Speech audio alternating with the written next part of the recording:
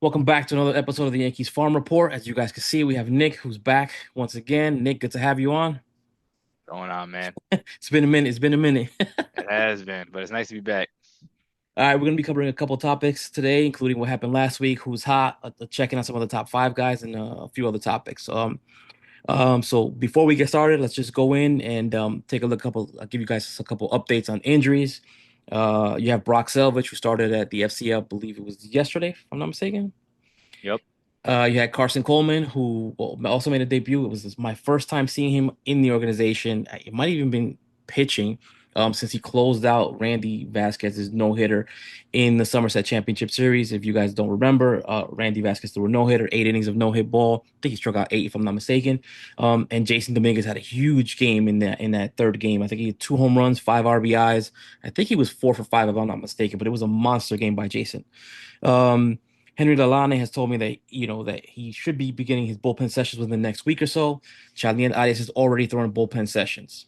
Those are the only updates that I have right now. So moving on, going to Tampa. Tampa has been hot as of late, especially on the offensive side of things.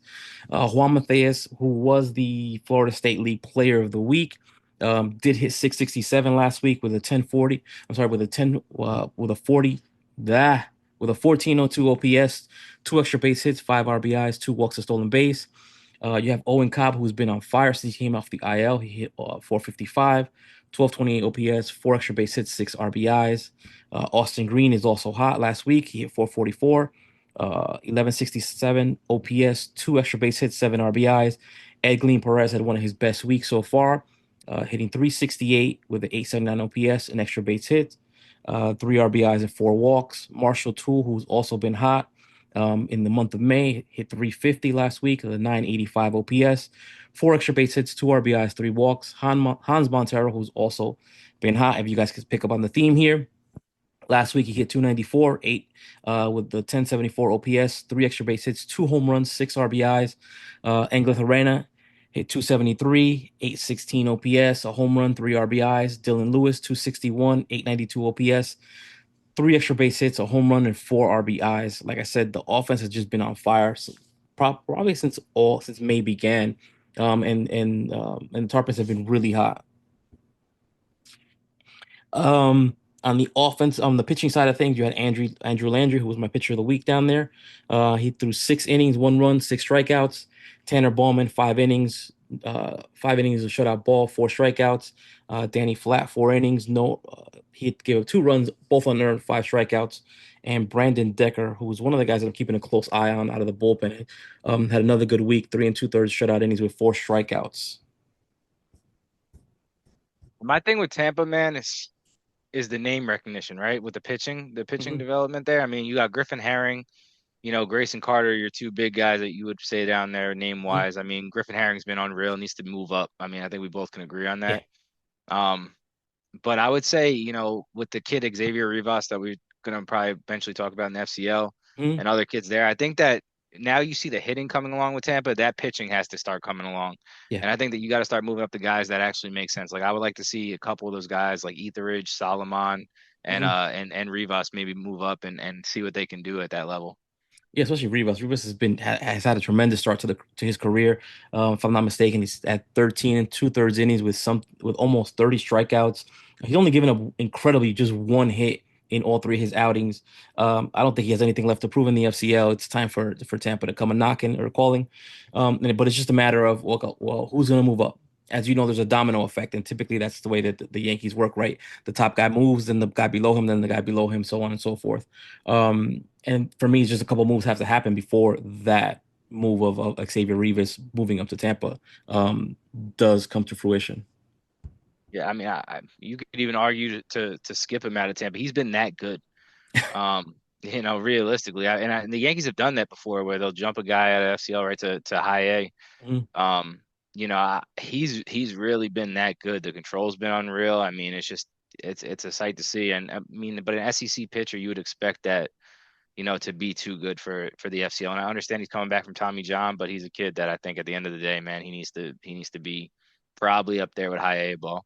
Yeah, I think that's another thing, right? You don't want to push him too hard because he is coming back from injury. The last thing you want to see. is for him to re-injure himself. I definitely don't want to see that. But like I said, I'm very impressed with the start that he's had.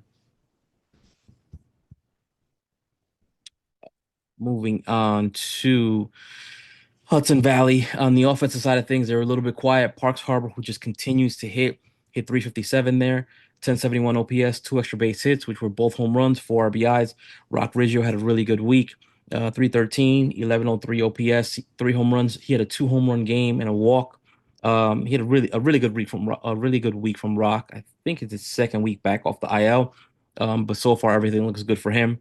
On the pitching side of things, which is the calling card of Hudson Valley. You had Carlos Lagrange, 6 innings, 2 runs. I believe he came up in the first inning. You know, we're having a discussion about that. I said, he does have some trouble with that first inning, but once he settles in, and he did just that. He went out to strike out 9.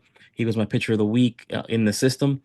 Then you had Bryce Cunningham. He threw 5 and 2/3 innings, gave up 2 runs, 2 walks, 6 strikeouts. Josh Gross, 5 innings, 4 runs, only 2 were earned, 3 walks, 6 strikeouts. Ben Hess, 5 and 2/3 as well. 3 hits, 2 runs, 6 strikeouts.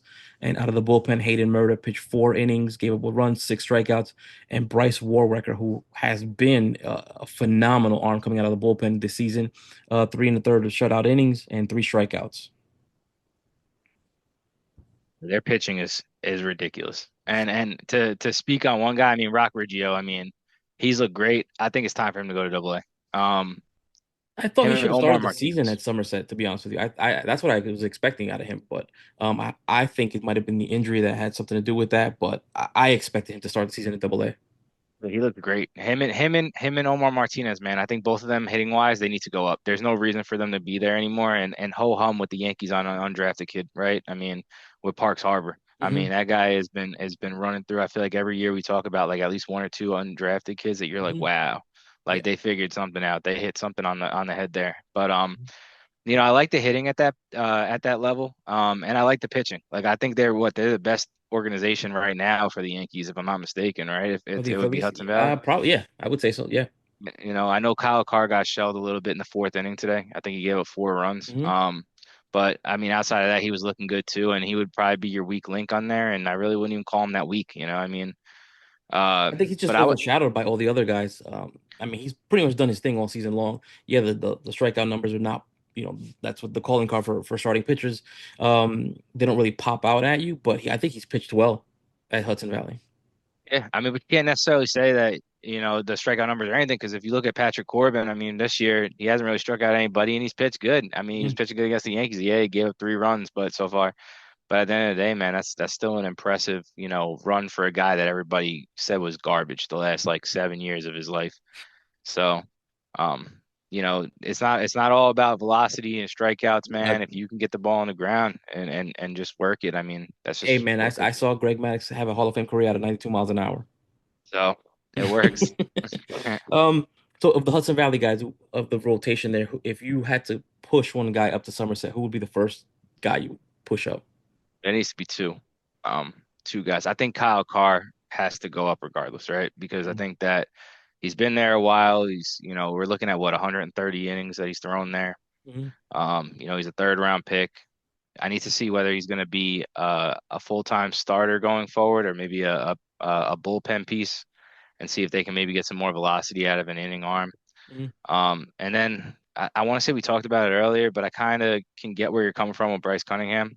I think just in terms of like the overall pitchability right now, I wouldn't say he has the best stuff, but I would say his overall pitchability for right this second, I'd probably say Bryce Cunningham is probably ready, but you could also argue me Ben Hess as well. I think Ben Hess, man, when push comes to shove, Yankees like to move their first rounders. Mhm. Um, so I think either one of those two guys you can argue me there. Yeah, for me it's Kyle Carr, and if not Carr, then the other guy I'm going with is Cunningham. I think he's the most polished out of the guys in the starting rotation. Probably has the best command. I know the fastball can get up to 98. I saw it at the breakout game. I'm just a huge fan of Cunningham, and I'm definitely thinking that he would be one of the guys that you would should get the first call. Yeah, Cunningham has a couple of great pitches. I mean, he's got an unreal changeup. He's got that fastball. I think he's got a breaking ball that's still developing, and that would be his worst pitch. But the Yankees know how to build that. So I mean, He's an exciting prospect, man. And the Yankees are, I feel like they're fitting a mold of getting guys that are like 6'4", 6'5", that they feel like, are just workhorses. And that's why I see Cunningham as, somebody's maybe a number three starter or possibly get up there to a two starter and just be a workhorse. Mhm. All right, moving on to Somerset. You had Rafael Flores. He hit 412, 1441 OPS, three extra base hits. Those were three home runs, six RBIs, two walks. He was my player of the week in the system. Dylan Hassel hit 316, 350 on base percentage. That's a 982 OPS, two home runs, six RBIs. Garrett Martin hit 278, 649 OPS, one extra base hit, four RBIs, two stolen bases. Tyler Hardman hit 273, 818 OPS, a home run, a solo home run. Jared Wagner hit 273, an extra base hit, one RBI, a walk, stolen base. Alexander Vargas hit 250 with a 1205 OPS, two extra base hits, a home run, three walks, three stolen bases. On the pitching front, you had Daily D's through six innings, gave up two runs, four strikeouts. You had Brendan Beck through four and two-thirds shutout innings, two walks, six strikeouts. Uh, Baron Stewart through three innings of shutout baseball, two strikeouts. Tristan Vreeland, three innings of shutout baseball, three strikeouts. Harrison Cohen, an inning and a third with two strikeouts. So this is where this team is interesting to me too, right? Because you got Dylan Hasso and you got Rafael Flores. I mean, that are absolutely, killing it there right now. And I think we both agree that Rafael Flores should not be there anymore. I mean, it's No. been long enough for him to be up to AAA. The guy earned it. Yeah, the strikeouts are a little high, but at the end of the day, he's absolutely mashing there. Hmm. Dylan Hasso, I mean, wow, unreal year. I wouldn't expect that from a kid that was once again talking about an undrafted kid that they came through and Both Flores and Hassel were undrafted, by the way. yeah, both of them. Yeah, I mean, and at the end of the day, he's looked really good. I don't know too much about his defense, so I don't really want to Mhm. comment on defensively how he's looked overall without looking at the metrics and the numbers. But I will say this, man. I think we've talked about this for a while in terms of pitching. The Yankees have an open fifth starting spot right now until one of those guys come back, whether it be, I know we don't want to see Stroman, but Stroman or, Luis Heel eventually coming back. Hmm. The Yankees have a chance to do something that's smart. So you have two guys there right now. You have Brendan Beck, who's absolutely dominating, has a .85 whip Hmm. on the year, doesn't get touched up a lot. Was a second round pick. He came back from injury. A lot of people have said that they felt like he was going to be the best pitching prospect the Yankees have had in a while. He's looked great so far. He's 26. Giving him an opportunity, you're gonna have to either put him on the 40 man anyway. Are we gonna wait till he's 27, just never give this guy a chance, or is he gonna be trade bait or whatever, or how they look at that? But another guy is Trent Sellers. I know we didn't talk about him in the chat there, but the Yankees lose nothing by promoting Trent Sellers up to the majors right now. I know that people will say Winans, the guy Alan Winans, who's 28 or 29 years old, but Oh, Alan Wyman. Yeah. yeah, Winans. And get why not give him a chance at the five spot? Let's see an investment. Let's see a kid that you took out and you have no loss. Because if a kid you bring up Trent Sellers and he pitches good, well, that could be a trade piece for you later on, or you can keep him however you want to look at it. Uh, and if he sucks, there's no loss. You put him down in AAA, and it was an undrafted kid. Nobody cares. It's not like you had a win or a loss. You signed a kid undrafted, and you gave him an opportunity to prove himself right then and there. The Yankees have no loss in doing that instead of throwing Ryan Yarbrough out there every 5 days, and it's just a warm body. And Yarbrough hasn't looked bad, No, he hasn't. but I feel like just put him in the bullpen, man. He's a lefty. You can always use a second lefty in that bullpen. At the end of the day, in my opinion, I would like to see them go with, one of those two guys to have an opportunity to shine there. And whether it be Brendan Beck and you want to take an opportunity or you want to go with a Trent Sellers, I don't see any reason why neither one of them can throw in the major league level. I mean, the only question that I would have, or the only thing that would give me pause, or that I would ask myself is, could either of those guys do worse than Carrasco was doing?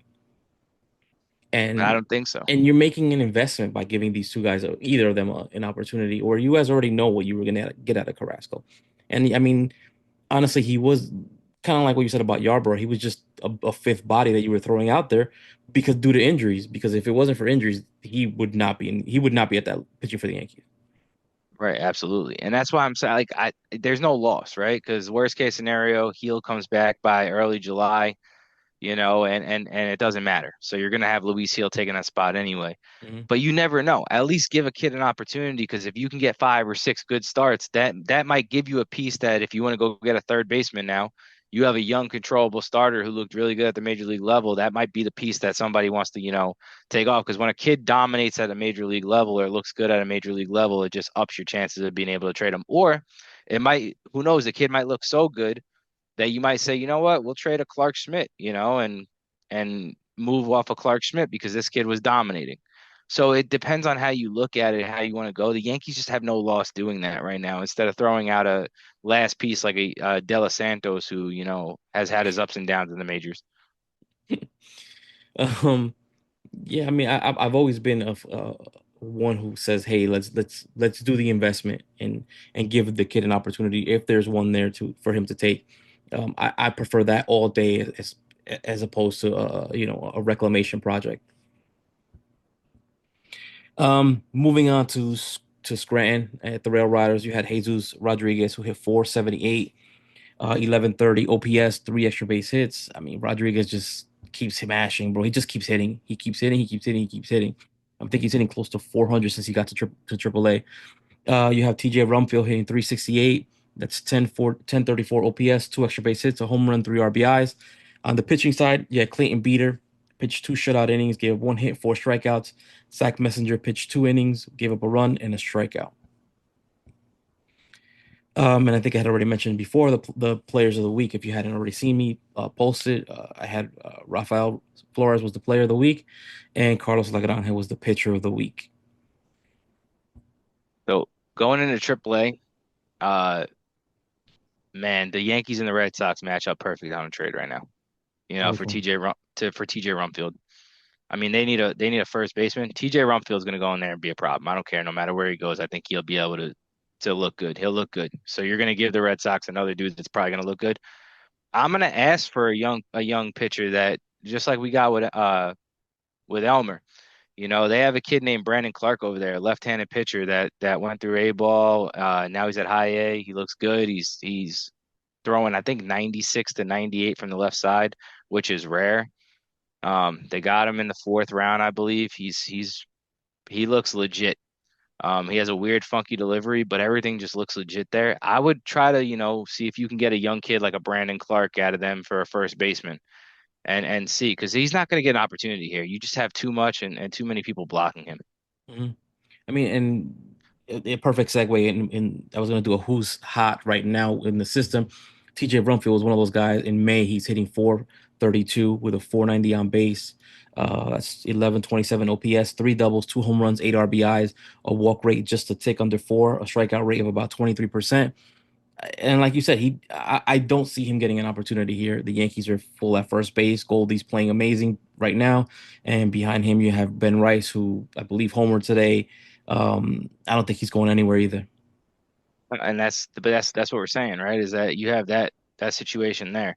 And then you have a bunch of other guys that also could play first base that are going to be coming up in the system. I mean, like a Rafael Flores, who's got a higher ceiling and a prospect hype than your boy. So This is one of those moments, I praised Cashman for this the last time he did it when he traded Trey Sweeney, and it was the first time that I can remember that he traded a prospect who was still who still had high value, and got something pretty decent back at the time, which I think was Yuri Vivas, Victor Gonzalez, and I forgot, and I think one other pitcher, if I'm not mistaken. I want to say Caleb Ferguson. yeah, But Rumfield could be a guy that, if he doesn't have a place in the organization and he's hot right now, why not? right. That's what I'm saying. I think that makes the most sense. I know you're going to make the Red Sox a little bit better and you're going to have to compete with that. But at the end of the day, man, I mean, you still have to try to improve your roster as much as you can. And by leaving somebody down there and then losing them for nothing later on, it just doesn't make sense. So you have to look at it and take face value. Because at the end of the day, let's say, for example, Goldschmidt gets injured. Now you're going to have a Ben Rice. And I'm assuming, like we said, eventually you're going to have to move up Rafael Flores. Hmm. So, I mean, that's the question marks that you have there. I also question what happens with Jesus Rodriguez. I mean, the bat is legit. It's shown that it's legit. Hmm. I think catching wise, he's a little iffy, right? Defensively, if I'm not mistaken. Think he's Um, okay there. I know it's his primary position, but he's also playing third base. He plays a solid third base. I've seen him play a solid third base. He made a great play in the breakout game, by the way. Plays left field as well. In the Venezuelan Winter League, he has played center field, which just speaks to his athleticism, and he does play some first base. yeah. So I mean, is that your utility man? Does Pablo Reyes get cut for him? Because at some point he's got to come up, man. You can't be hitting almost 400 in AAA and just not get a chance. Especially when you got Pablo Reyes on the roster. Yeah. Um, So so doing a new segment, trying to keep you guys up to date on like who's hot. We already mentioned TJ Brumfield, Carlos Lagrange. He got hit pretty hard in his first start, but since then he has just been amazing, pitching to a 2.22 ERA over the last five starts. That's a 0.78 WHIP, 28 and the third innings pitched, 17 hits allowed, five walks, which I love. 43 strikeouts. That's about a third. That's almost a 13.8 K per nine. 40% strikeout rate. let me ask you a question. Who you think has better overall pitches? We'll use that word. Is it Alan Facundo or Henry Lalane? I would say Lalani. Lalani probably does for me. Because Facundo looked really good last year He before he did. got injured. He did. He was looking, and he was touching what, 98 from the left Yep. side. I mean, that's not hmm that doesn't grow on trees every day. So No, he looked absolutely amazing, and it was a damn shame. I think right before he went down, he had pitched a game where he struck out like 11, if I'm not mistaken. that's a kid I want to see when he gets back and kind of see what we're working with there. Because if he can Mhm. move too, I mean that you don't find left-handers that hit that kind of speed. Yeah, no, I saw him throwing at the complex a couple weeks ago. Same thing with Angel Benitez, but we haven't seen him in the game yet. So maybe they're just throwing bullpens as of right now, maybe simulated games, but they're definitely guys that we should be seeing pretty soon. Yeah, I would Um, assume. Not to cut you off, I would assume that we see Benitez and Shaniel Arias probably when they move up Xavier Rivas. I'm assuming he's out of that league pretty soon. he has to be. He has to be. And the last guy I wanted to mention was Everson Pereira, who's hitting 262, 1116 OPS, six home runs, nine RBIs. He's got the walk rate over 20%. Um, over in the month of May, a strikeout rate of just under 30%. So the walk rate is up from 13%, which is something that I haven't seen from Everson walking at this rate, especially through this stretch. Yeah, I mean, it's so hard, man, because that he's a major league player. He is. hmm He's a major league player. It's just where does he play? I mean, the Yankees are so stacked in the outfield right now. Um, and we always knew it was going to be a hard chance for him to get an opportunity here. hmm But people go Google Gaga over Spencer Jones, man. But I mean, Everson Pereira, he can do it all. He can hmm physically do it all. He's a good defensive outfielder. You know, he walks. Yeah, he strikes out, but he's not striking out at a crazy rate right now, under 30%. Like I don't know if Spencer Jones has ever done that in a month. He might have, but I don't know when the last time it would have To been. be fair, to be fair, last month he did get under 30%, but it was So for there like you two go. games. For two games. Oh, 2 games. I thought you were talking about the whole month. But I mean, yeah, but like at the end of the day, man, I mean, he's another one. Eventually, at some point, you're gonna have to move off of, right? Because he's basically, You have to make a decision. I mean, you can't just let him overcook him yeah. because But the we, Yankees are good. The Yankees are good for that. I mean, they've yeah, done it with Peraza, and you lose confidence. Young yeah. guys lose confidence when you sit there and you have 17,000 at bats in AAA, and then hmm expect to come up and be this god that you were 10 years prior to at the 40th prospect in all of baseball. It just doesn't happen. You want to give him an opportunity, and he looked good when he first came up, Peraza. So I hmm mean, you have your ups and your downs with that kind of stuff. You just can't, like I said, you have to have that right blend of when's the right time and then you know, when's the wrong time to just keep marinating him down there. And I feel like that's Pereira. He needs an opportunity. Somebody wants him. I'm telling you. I'm gonna checking in on some few of the top five guys. Bryce Cunningham is 5-1 on the season, pitching to a 2.14 ERA, 42 innings of work, 32 hits, 10 walks, 44 strikeouts. Hitters are hitting 209 against him. Ben Hess is 3-2 on the season, pitching to a 3.23 ERA, 30.2 30 and two-thirds innings of work, 15 hits, 16 walks, 45 strikeouts. Average hitters are hitting 140 against him. I know you're big on Hess. Yeah, man. If you just look at the overall numbers, people don't square him up. You Hmm know, a lot of his damage is done on just stupidity walks, right? Like he gets beat when he walks people in an inning. He has a bad inning, he walks a couple of people, or like there was one game I watched on Yes that he was pitching, and the umpire really just he made a tight Squeezing strike him. zone that inning. Yeah, it was pretty tight, man. So Hmm there were some pitches you could see that usually you would get, and he just wasn't getting any of them. So, you know, he walked the bases loaded and gave up a couple runs there, and you know, a couple runs will inflate an ERA. And I think he's a good pitcher, man. I've always been high on him. I thought he was good last year too. You don't really look at ERAs when it's in college, but he's a hmm kid that like you could see the talent. You hmm see the talent, you see the dog, you know, it was all about health. It wasn't really about stuff. Um, People just don't square him up, and that's just kind of like Will Warren, man, in the major leagues right now. People are not really squaring Will Warren up, as of late, and that's what makes a great pitcher for me, in my opinion. That's why I would say like I could see what you're saying. Like, okay, let's go with a Bryce Cunningham, but if you look at the overall number, I think what's Bryce Cunningham's average against? I think like 240. 240. So he's a hundred points 209, sorry, higher. 209. So 209. All right, so he's 70 points higher, you know, than Ben Hess. You know, that's a decent amount. So if you're getting squared up at 209 at high eight ball, the guy's I only think even it's at just I think 140. like you mentioned, it's just the walks that are getting to Hess. Right. And I like I said, I like them both. You know, the Yeah, Yankees did exactly. good. Yeah. They really drafted good. And there's a couple of dudes we didn't get to see this year that we heard good things about, like Wyatt Parliament, hmm you know, Thatcher Hurd. You know, hmm we didn't get to see these guys yet. The Strata. Yankees had a man, Mac Estrada, who was, you know, they gave a ton of money to in the 11th round. So I mean, we didn't get to see these guys pitch yet, and I'll be honest with you, I really like four of the dudes we have seen. You know, between Bryce Cunningham, Ben Hess, Griffin Herring, and then Xavier Rivas. All of them have looked extremely good. So hmm Yankees have done a good job, man. And you have arms. I just wish that they would develop the bats a little bit more and not just rely on the undrafted guys. Um, looking up at the majors, you mentioned Will Warren. I mentioned him before his last three starts.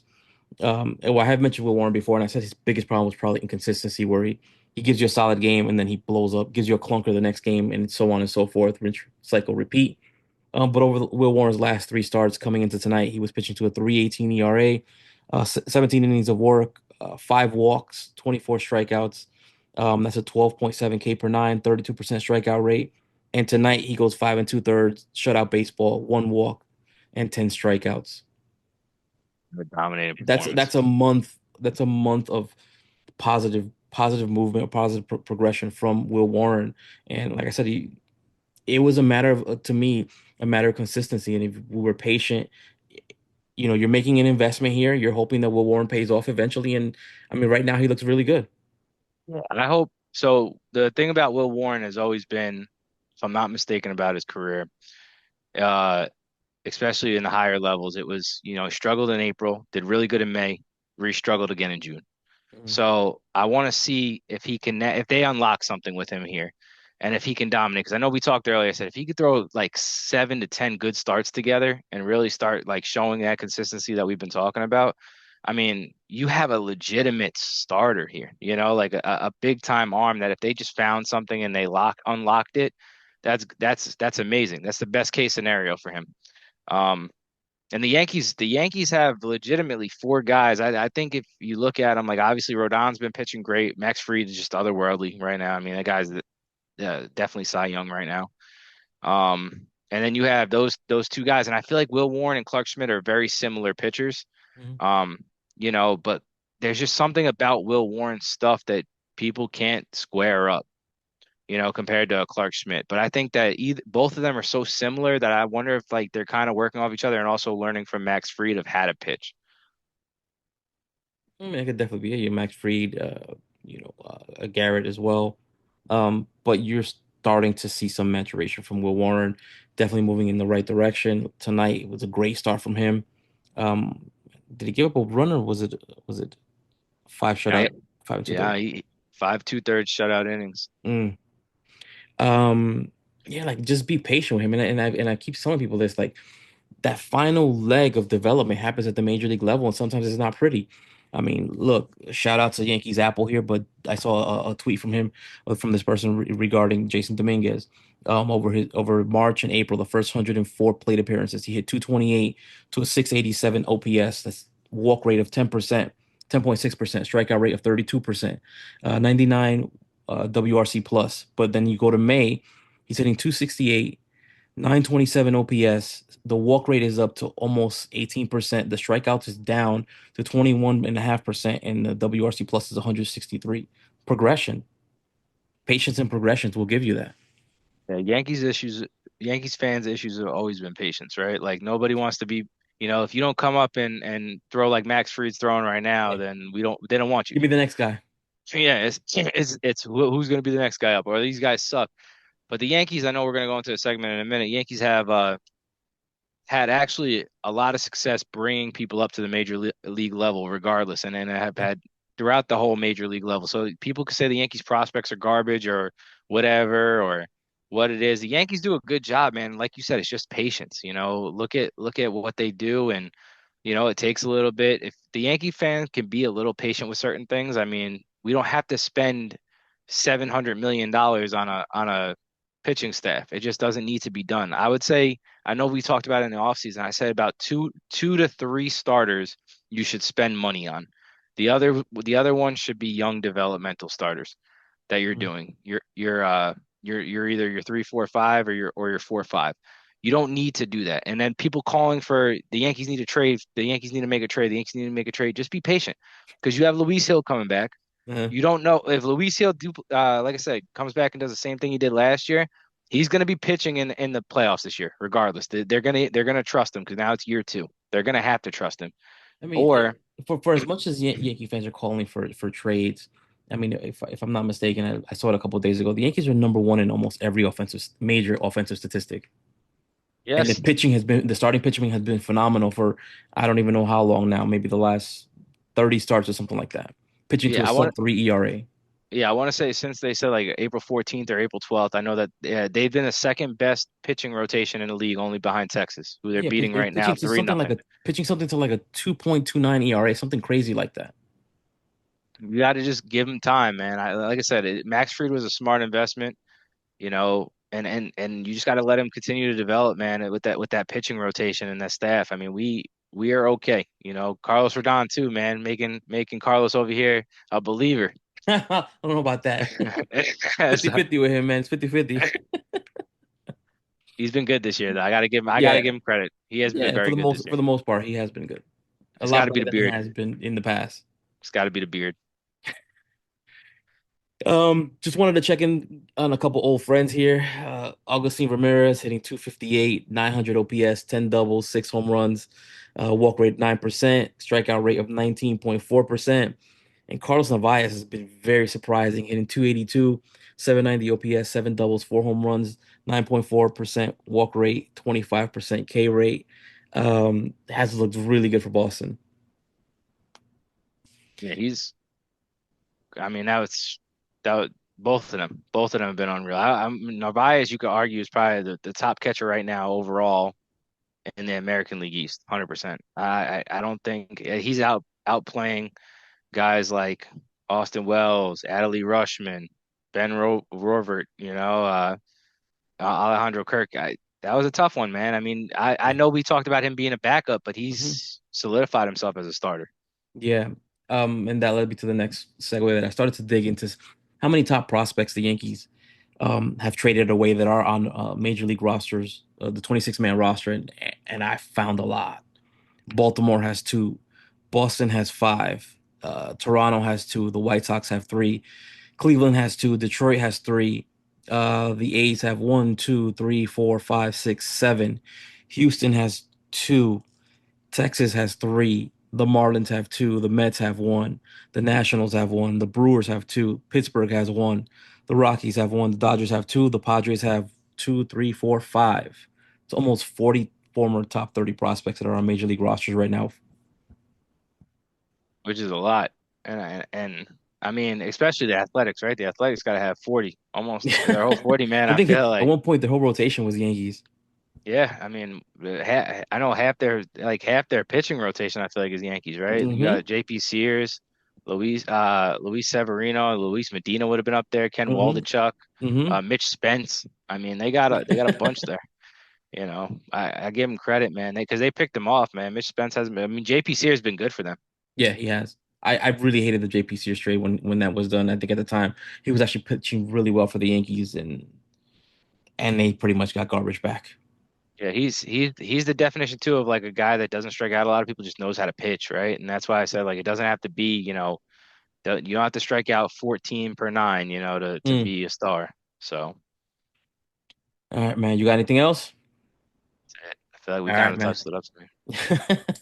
All right, guys. If you could do me a favor on the way out, hit the like button, and if you haven't subscribed yet, please make sure you hit the subscribe button and turn on your notifications if you're interested in all of these Yankee prospect videos. On that note, Nick, thanks as always. A pleasure to see you, guys. Nice to be back. Thank you for coming on. Have a good night.